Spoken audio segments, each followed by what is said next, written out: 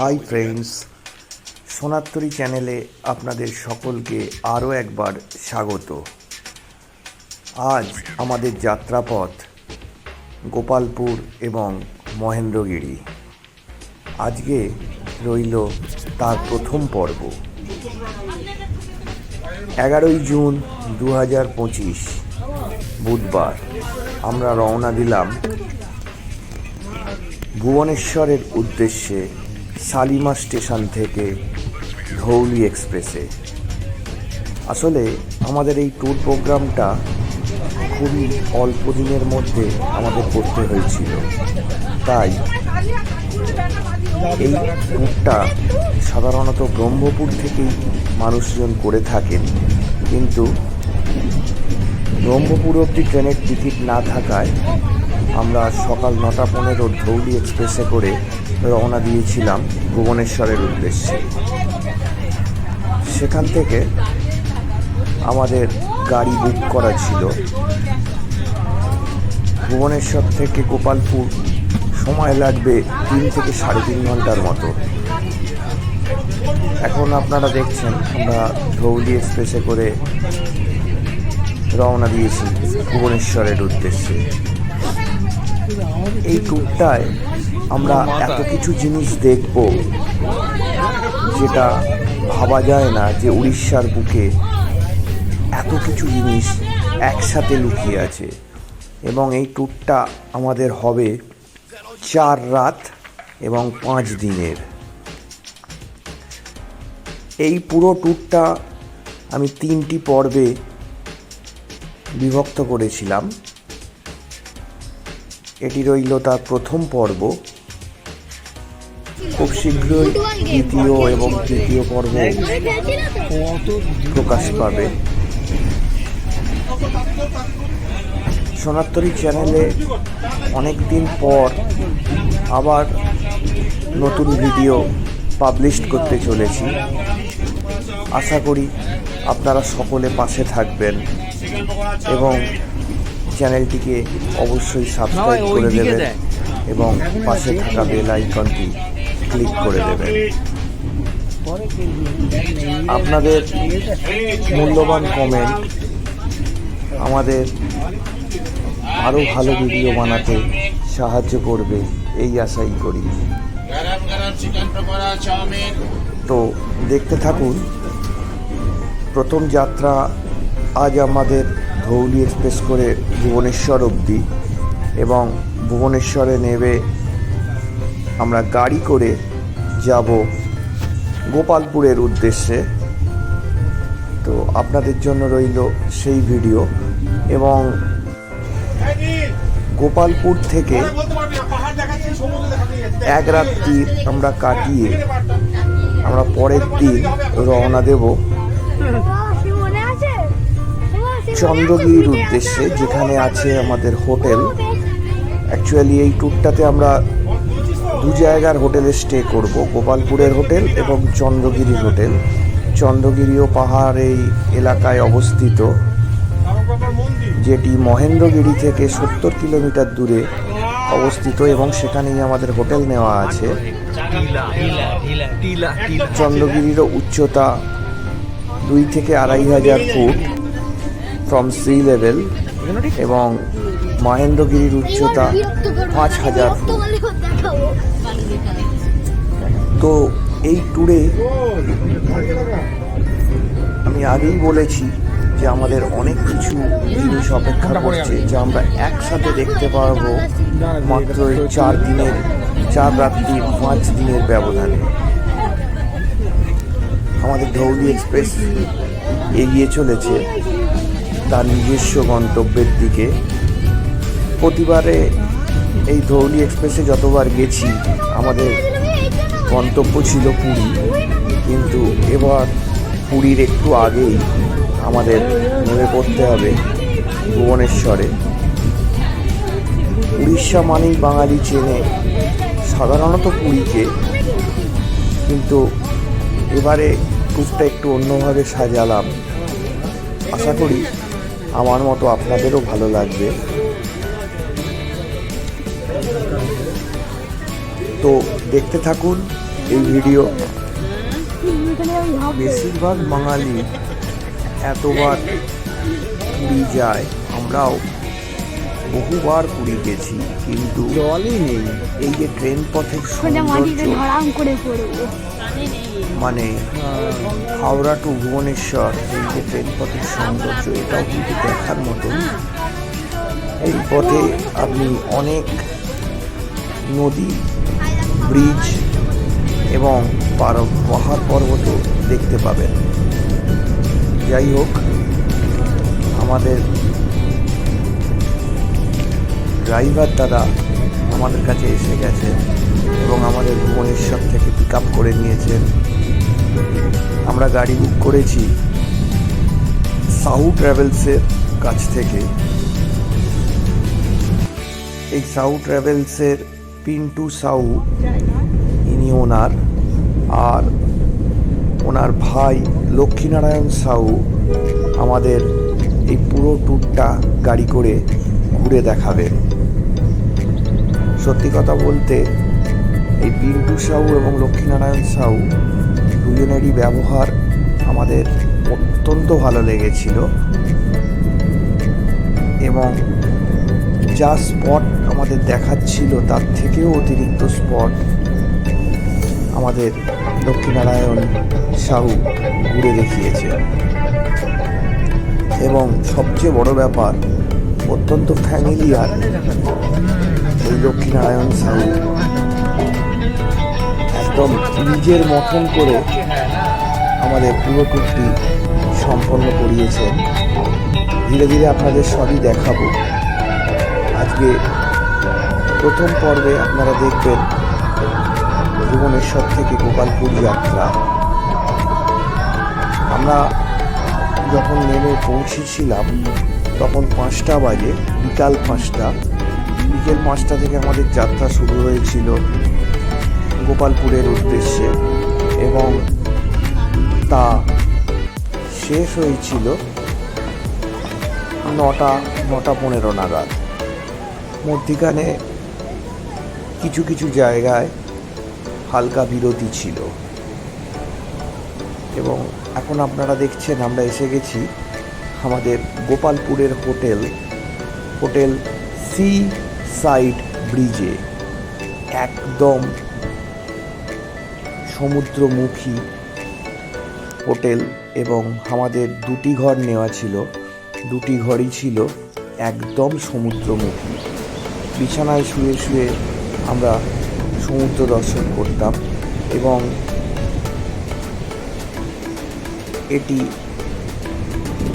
একদম বিচের ওপরেই অবস্থিত। গোপালপুর জায়গাটা প্রথম রাত্রিরে অতটা না বুঝলেও কিছুটা বুঝতে পেরেছিলাম যে এটা পুরীর থেকেও কোনো অংশে কম নয়। হয়তো অতটা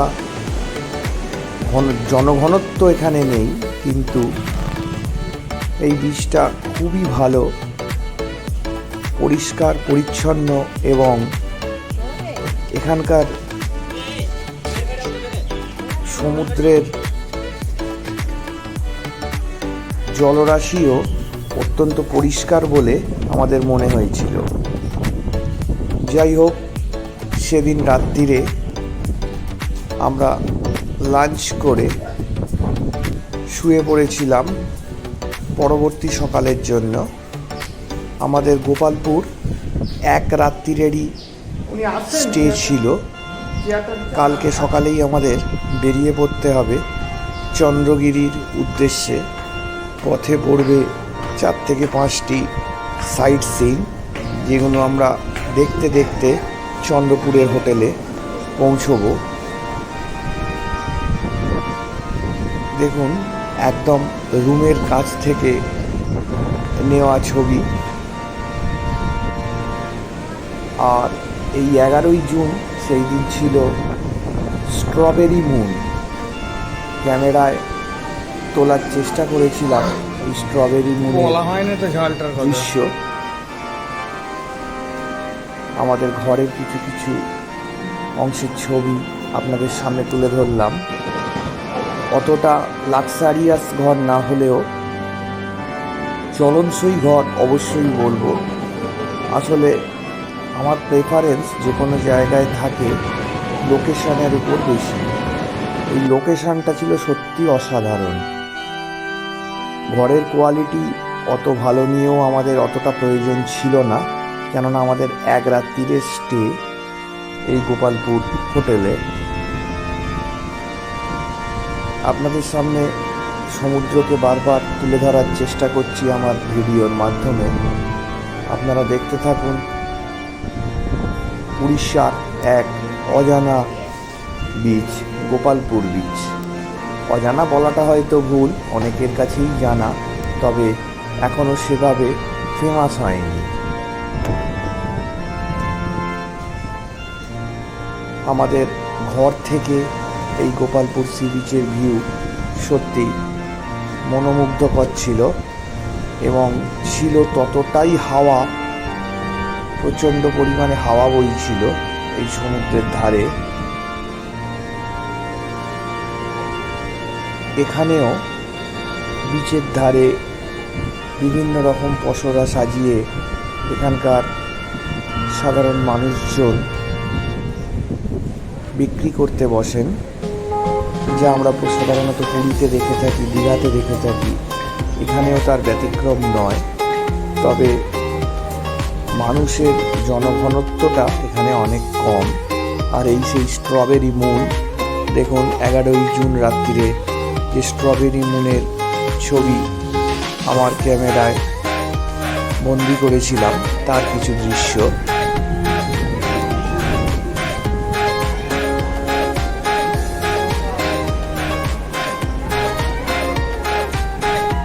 সত্যি চাঁদ আর সমুদ্রের এই অদ্ভুত মেলবন্ধন আমাদের মুগ্ধ করছিল বারবার। তবে শরীরও আর বেশিক্ষণ দিচ্ছিল না, কেননা আজকে সারাদিন জার্নি হয়েছিল আমাদের অনেক বেশি। সকাল 6টার সময় বাড়ি থেকে বেরিয়ে গাড়ি ধরে আমরা আসি শালিমার স্টেশন। শালিমার স্টেশন থেকে সকাল 9:15 ধৌলি এক্সপ্রেস ধরে আমরা পৌঁছই ভুবনেশ্বর। তারপরে আরও 3-4 ঘন্টা গাড়ি ধরে আমাদের আসতে হয়েছিল এই গোপালপুর। আমি আগেও বলেছি এই গোপালপুর আসার জন্যে সবচেয়ে বেস্ট স্টেশন ব্রহ্মপুর, কিন্তু ব্রহ্মপুরে আমি টিকিট না পাওয়ায় ভুবনেশ্বর টু ভুবনেশ্বর আমাদের প্যাকেজ করতে বাধ্য হয়েছি। ব্রহ্মপুরের টিকিট কাটতে গেলে আমাদের প্ল্যান প্রোগ্রামটা একটু আগে থেকে সাজানো উচিত ছিল, কিন্তু সেটা হয়ে ওঠেনি। আর এবারে কোথাও ঘুরতে যাওয়ার পরিকল্পনাও সেরকমভাবে ছিল না। যাই হোক, গরমের ছুটি শেষ হয়ে আসছে দেখে একদম ছুটির শেষ লগ্নে ঠিক করে ফেলেছিলাম না ঘুরেই আসি কোথাও, আর মন মানছে না।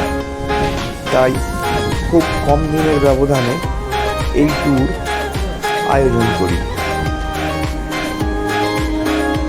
প্রথম দিনে ট্যুর আমাদের খুবই ভালো কেটেছে। আর পরের দিন সকাল অর্থাৎ 12ই জুন 2025 বৃহস্পতিবার সানরাইজ থেকে আরম্ভ করে গোপালপুর সি বিচ যেন অদ্ভুত লাগছিল। সেই দিন পরিষ্কার পরিচ্ছন্ন এবং কিছু মানুষজনেরও দেখা পেয়েছিলাম এই সি বিচে। খুব সামনেই দেখতে পেলাম লাইট হাউস। আর এই হচ্ছে আমাদের সেই গাড়ি সুইফট ডিজায়ার, যা করে আমাদের গোটা ট্যুরটি এবার আমাদের সম্পন্ন করাবেন আমাদের সারথি লক্ষ্মীনারায়ণ সাহু। এই সেই লাইট হাউস যা সাধারণত প্রতিটা সি বিচেই হয়ে থাকে।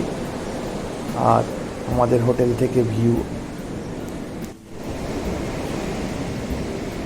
রুম অতটা ডেকোরেটেড না হলেও লোকেশনের দিক দিয়ে কোনো কথা হবে না। বিশাল সমুদ্রের ফুল ভিউ এখান থেকে খুব সহজেই উপলব্ধ।